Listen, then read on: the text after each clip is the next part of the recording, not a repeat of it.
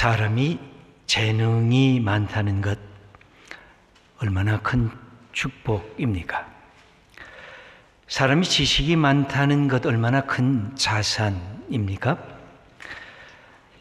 우리 성도님들은 어릴 때 재능이 많다, 아주 총명하다 이런 말씀을 듣고 자라났습니까?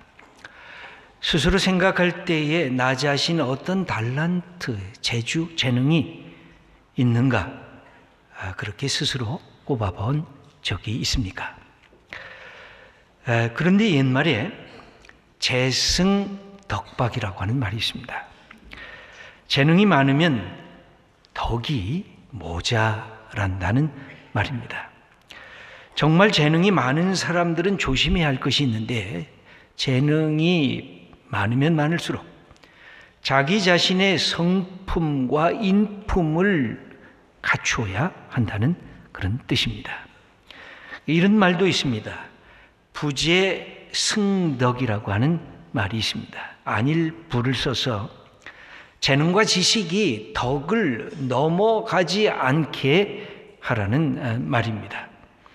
이런 말로 8자의 어구가 있는데 비인부전, 안일비, 안일부가 계속되는데 비인부전, 부재승덕이라고 하는 말입니다. 인격에 문제가 있는 자, 성품에 문제 있는 자에게 높은 벼슬을 주지 말라. 비장의 기술도 전수하지 말라. 재주나 지식이 덕을 앞서게 해서는 안 되기 때문에 그렇다는 것입니다.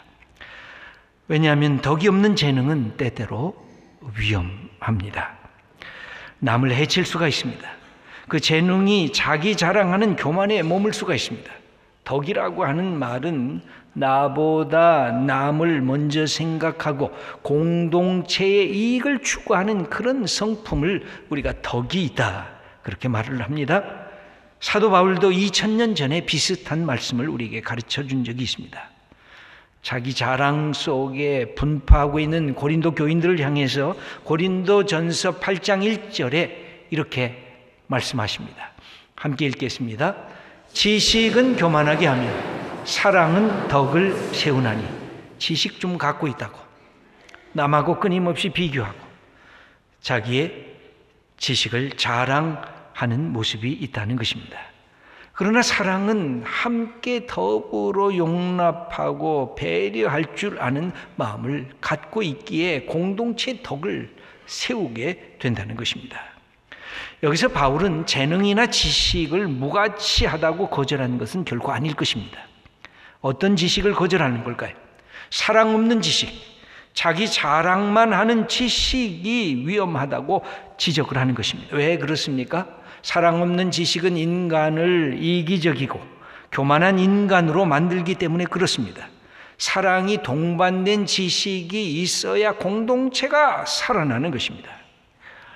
지식이, 재능이 사랑과 함께 승화되길 요청하는 말씀입니다. 오늘 읽은 본문에 의하면 유대인에 대한 이야기가 등장을 합니다. 여러분, 유대인 하면 어떤 이미지가 우리들에게 떠오릅니까? 머리가 좋다, 똑똑하다, 재물 모으는 일에 탁월성이 있다, 문화 예술에도 뛰어난 감각을 지닌 그런 사람들이다. 노벨상 받은 사람들 중에 유대인들 숫자가 압도적으로 많다는 통계를 들어보신 적이 있을 것입니다. 그래서 유대인들은 자기의 민족적인 자부심이 아주 강합니다. 자기의 신앙 전승을 어떻게 하든지 지속시키려고 하고 민족 전승을 교육열을 통해서 자기의 다음 세대에게 계속 전해주고 있습니다. 그러다 보니 공동체적인 유대감이 어느 민족보다 아주 강력한 그런 민족이 되었습니다. 하지만 유대인에 대한 비판과 비난도 또 똑같이 들립니다. 때로는 자기만 한다, 집단적인 이기주의자들이다 라고 하는 조롱과 비난을 받았습니다. 저는 여기서 반유대주의적인 감정을 부추기려고 이 말씀을 드리려고 하는 것은 아닙니다. 유대 백성들은 2000년의 세월이 넘는 동안 이 반유대적인 감정과 이것으로 인한 핍박 때문에 고통을 받았던 백성들이기 때문에 그렇습니다. 오늘 본문을 보면 하나님께서 이스라엘에게 주신 복이 있습니다.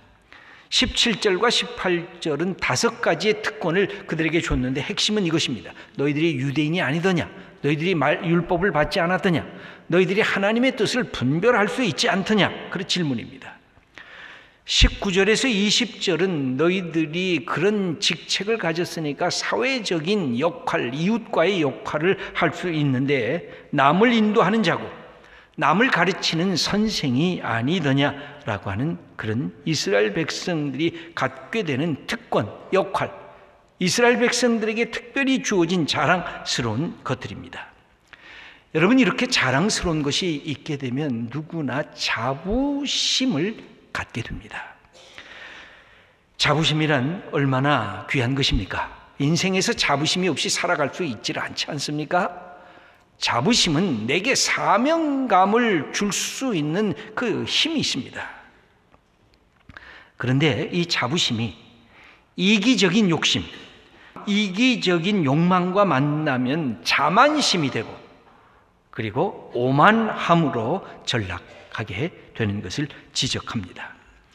오늘 로마서 2장 24절을 보면 이렇게 되어진 이스라엘 백성들의 문제점을 바울이 지적을 합니다. 자기도 유대인으로서 지적을 하는 겁니다. 함께 읽어보겠습니다. 기록된 바와 같이 하나님의 이름이 너희 때문에 이방인 중에서 모독을 받는도다. 너희들에게 특권이 있고 너희들에게 해야 할 역할이 있는데 그것을 제대로 하지 못하니까 하나님의 백성이 저 모양이야? 하고 세상 속에서 하나님의 이름이 모독을 받는다고 하는 그런 지적입니다. 바울은 이 유대인을 향해서 몇 가지 질문을 하고 있습니다. 첫 번째 질문은 이것입니다. 당신의 신앙, 당신의 삶, 너무 습관화된 것 아닌가라고 하는 질문입니다. 여러분, 습관이라고 하는 것은 매우 중요한 것입니다.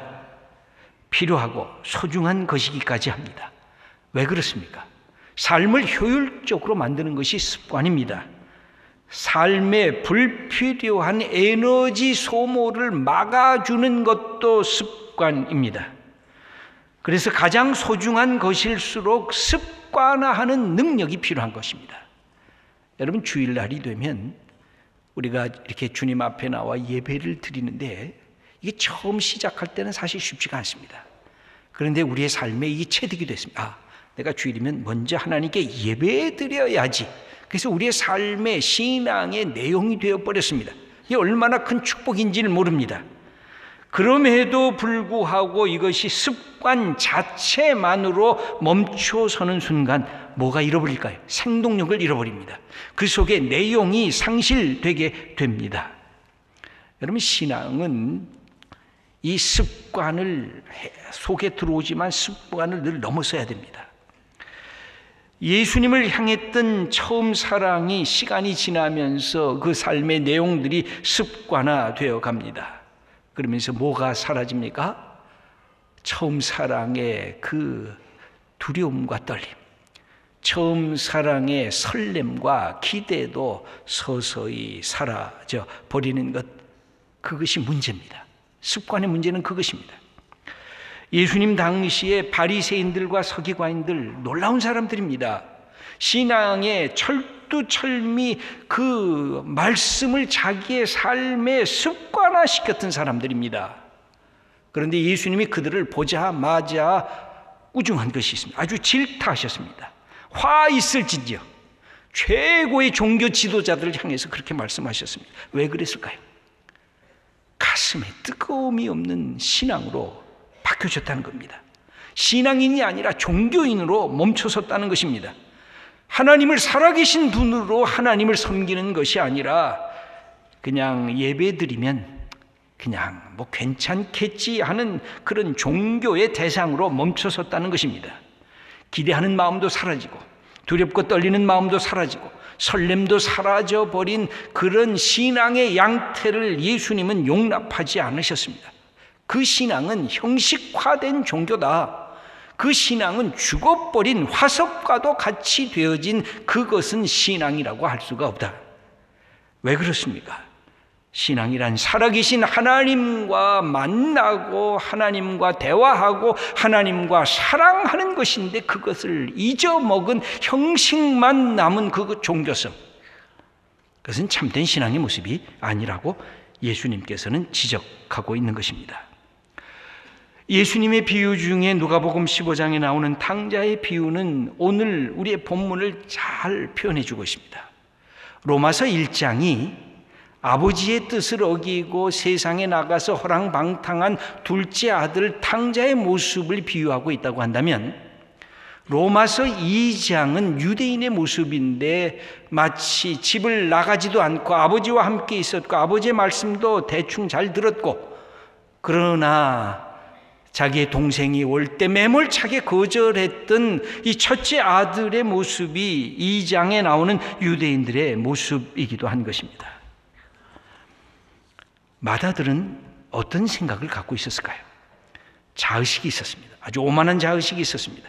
나는 아버지와 함께 있었지? 나는 아버지의 말씀을 잘 들었지? 그런데 나와 집을 떠나서 재산을 다 낭비해버린 저 둘째 아들 동생과 나를 함께 비교하다니, 나는 우월한 존재인데 저런 못된 동생에게 아버지가 잘해주는 것을 도무지 이해할 수가 없었고 못마땅히 여겼습니다. 아버지를 그래서 비난했습니다.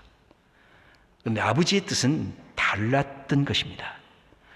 아버지가 형을 향해서 그렇게 지적을 합니다. 얘야, 내 속에 사랑이 없구나.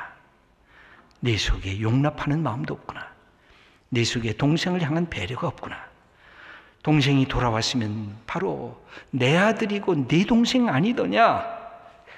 이런 아버지의 마음을 이 첫째 아들이 함께 있으면서도 그것을 이해하지를 못했던 것입니다. 공간적으로는 함께 있었지만 마음으로부터는 아들이 아버지와 멀리 둘째 아들 탕자처럼 떨어져 있었던 것입니다.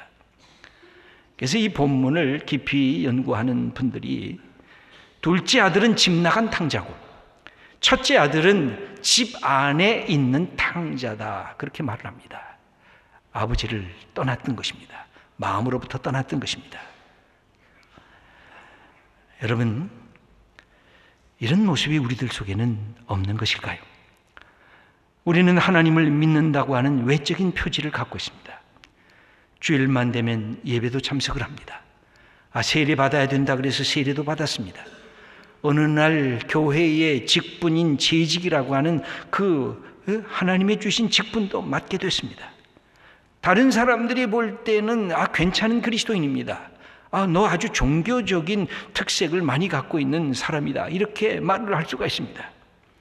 그런데 어느 날 보니까 이 습관적인 종교성에 만족하고 있습니다. 바울은 이것을 그것도 우상 숭배라고 말을 합니다. 내가 하나님과의 그 사랑의 열정이 없이 내가 주일 예배에 참석하면서도 예배드리는 두렵고 떨림과 설렘과 기대가 사라지면 그건 마치 성전 뜰만 밟고 있는 것이 아니냐, 마치 부적을 가슴에 끼안고 다니면서 나는 괜찮을 거야 하는 미신에 불과한 것이 아닌가 우리를 향해 지적하고 있는 것입니다. 여러분, 신앙이란 뭘까요? 늘 살아 움직이는 하나님과의 만남이기 때문에 이것은 늘 현재적인 것입니다. 어제 기도를 많이 했다고 오늘 기도를 멈출 수가 없는 것입니다. 어제 찬양을 내가 많이 불렀다고 오늘 찬양을 안 해도 되는 것 아닙니다. 어제 내가 말씀 많이 읽었다고 오늘은 쉬어야 되겠다 하는 것이 결코 아닙니다. 신앙은 살아 움직이는 것입니다. 하나님과의 끊임없는 인격적인 만남과 사랑의 대화인 것입니다. 이것을 유대인들은 하지 않았다는 겁니다. 질문 두 번째가 있습니다. 유대인들아, 너희는 너희 자신에 대해서 비판적인 질문을 너 자신에게 해본 적이 있는가? 질문을 합니다. 유대인들아, 너희는 네 자신이 누구인지 정체성을 투명하게 바라볼 수 있는가? 그리고 유대인의 문제가 무엇인가? 자기 자신을 향해서 왜라고 하는 질문을 해본 적이 있는가? 나는 선민이니까, 나는 율법을 받았으니까, 나는 하나님의 뜻을 아니까, 하나님과 우리와는 특별한 관계가 있으니까, 나는 이방인들을 인도하는 이방의 선생이니까, 어둠의 터널을 지나가는 사람들에게 나는 빛이니까, 자기 자신이 그런 자부심은 가졌지만 자기 자신을 향해서 진솔하게 진지하게 물어본 적이 있는가? 여러분, 신앙은 왜 늘 변화가 되고 성숙이 되고 자라나게 될까요? 자기 자신을 향해서 물을 수 있는 질문을 갖고 있기 때문에 그렇습니다. 기독교가 종교화되고 썩어 빠졌을 때는 어떨 때이냐면 자기 자신을 향해서 질문하지 않을 때였습니다. 그리스도인이 자기 자신의 문제에 대해서 질문하지 않고, 교회가 갖고 있는 문제와 어려움에 대해서 질문하지 않고 세상을 향해서만 질문하고 있었을 때 교회는 무너졌습니다. 구약의 예언자들도 그랬고, 신약의 바울도 그랬고, 우리 예수님도 그랬고, 너 자신을 한번 돌아보라는 겁니다. 네 자신에 대해서 비판적 질문을 가해보라는 것입니다. 여러분, 우리가 우리 자신을 향해서 질문해 보신 적이 진지하게 있습니까? 남을 향해서는 얼마나 많은 물음을 갖고 우리가 비판하고 비난했습니까? 그런데 나 자신을 향해서 내가 이렇게 살아도 괜찮은가? 내가 이 땅에 사는 이유가 뭘까? 내가 어떤 목표를 갖고 내 인생을 가야 할까? 우리가 자기를 향한 비판적 질문을 하지 않으면 성숙하지 않게 되어 있습니다. 그런데 우리 모두가 자기가 자기 자신에게 질문하는 걸 두려워합니다. 나도 내 모습을 대충은 아는데 이걸 직접 질문하려고 하니까 너무 내 문제가, 내 어리석은 누추한 모습이 그냥 노출이 되는 겁니다. 그러니까 잘 안 하려고 그래요, 자기 스스로에게도. 여러분, 자기를 향한 이 비판적 질문이란 자기를 성장하고 성숙하게 하는 비결입니다. 질문을 멈추면 성숙도 멈춥니다. 질문을 멈추면 자기가 가진 기득권 속에 매몰되게 돼 있어요. 변화를 거절합니다. 사실 인간은 엄청난 질문을 매일 하고 있어요. 그러나 나 자신을 향해서 대부분 하지 않고 남을 향해서 어쩌고 하고 계속해서 질문하는 것입니다. 그리고 조금 문제가 발견하면 아주 잔인하게 짓밟으려고 하는 것. 이게 우리의 속성이에요. 오늘 바울이 세 번째 질문을 하고 있습니다. 네가 특권을 가졌다. 특권의식 갖고 있는 것도 알겠다. 그런데 그것은 무엇을 위해서 너희에게 준 것이냐? 여러분, 많이 가진 자에게 많이 요청하는 것이 하나님이십니다. 네가 특별한 선택을 받았느냐? 그러면 유대인답게 살아야 되지 않았느냐? 너희들이 선생이냐? 너희들이 많은 하나님의 뜻을 깨닫고 있느냐? 그러면 하나님의 뜻대로 순종하고 남을 인도하는 사람이면 모범을 보여야 되지 않느냐? 그래서 거꾸로 가지 않느냐? 23절 말씀을 함께 읽겠습니다. 율법을 자랑하는 내가 율법을 범함으로 하나님을 욕되게 하느냐? 특권의식, 그 자부심이 교만하라고 너희에게 준 것이 아니라 세상을 향한 축복이 되라고 너희들에게 특권의식을 줬는데 그것을 그대로 행하지 않지 않느냐? 여러분, 많이 가진 자가 하나님 앞에서 요구당하는 것이 많은 것입니다. 너 자신을 위해서 쓰라는 것이 아니라 내가 직분을 받았느냐? 내가 돈을 많이 벌었느냐? 내가 세상에서 지위를 얻었느냐? 명예를 가졌느냐? 내가 달란트를 많이 가졌느냐? 어떻게 쓸 거냐? 하나님이 우리를 향해서 요구하는 이 요구를 유대인들은 바르게 감당하지 아니했다고 하는 것입니다. 하나님께서 바로 그런 모습을 보면서 기뻐하시지 않는다는 것입니다. 너희 때문에 하나님의 이름이 세상에서 모독을 받는도다. 여러분, 2000년이 지난 오늘 우리의 시대 속에서 우리의 한국교회를 다시 생각하면 어떨까요? 한국교회 문제는 뭘까요? 영적 지도자들의 문제가 틀림이 없습니다. 한국교회 전체가 비판과 비난과 조롱을 받고 있는 우리의 삶의 현실 속에 우리가 놓여 있습니다. 이게 도대체 왜 그럴까? 어디에서부터 문제가 있을까? 아마 곳곳에 이것저것 문제점을 수없이 우리가 얘기할 수 있을 것입니다. 그런데 그 중에 궁극적인 문제는 뭘까? 한 가지가 아닐까? 하나님을 믿는다고 하면서 하나님을 정말 두려워하지 않는 것, 하나님을 믿는다고 하면서 바르게 믿고 있지 않는 것. 여러분, 하나님을 믿는다고 하면서 하나님을 제일 두려워하지 않는 사람이 누굴까요?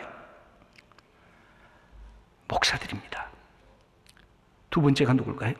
장로들입니다. 세 번째가 권사들입니다. 네 번째가 집사들입니다. 가장 하나님 두려워하면서 하나님 사랑하고 나가려고 그 성도들입니다. 하나님을 빙자해서 자기 우상을 섬기는 것, 변하고 개혁하고 성숙해야 할 교회가 이 세상에서 맨 앞에 서 있는 것이 아니라 맨 마지막에 서 있는 모습. 다른 데는 다 변한다 그러는데 가장 변하기 싫어하는 데가 교회 이 공동체가 집단이 되어서 안 변해진다는 겁니다. 여러분, 우리가 하나님 앞에서 우리의 부족하고 부끄러운 것들을 회개하고 고백하고, 하나님 다시 우리 교회의 하나님의 부흥의 역사, 성령의 회복의 역사가 나타나게 해달라고 우리가 기도해야 할 때인 것입니다. 남에 대한 그 서슬시퍼란 비난을 나 자신에게 한번 다시 들이대면서, 하나님, 내게는 이런 부끄러움이 있습니다. 내게는 하나님 사랑한다고 하면서 이 모습밖에는 되어있지를 못합니다. 하나님, 내가 하나님의 사람으로 사람들에게 나타나기가 참으로 괴로울 때가 있습니다. 내 모습을 그대로 하나님께 아리면서 사람에게 보이려는 거짓 회개, 거짓 반성이 아니라 진정으로 하나님 앞에서 내 모습을 보여드리면서 나부터 변화되고 우리의 가정과 우리의 교회, 우리의 공동체가 변화되는 것. 소망교회는 받은 것이 참 많은 교회입니다. 그래서 하나님 앞에 사명도 많이 받은 교회입니다. 우리가 감사한 마음으로, 겸손한 마음으로 한국교회를 섬겨야 되고 이 땅에 하나님의 역사를 이루는데 우리가 우리 한 분 한 분 하나님의 사람으로 나서는 것, 그게 하나님께서 우리에게 주신 축복입니다. 이 귀한 역사를 바르게 감당하는 우리 교회 또 우리 성도님들 다 되시기를 축원합니다.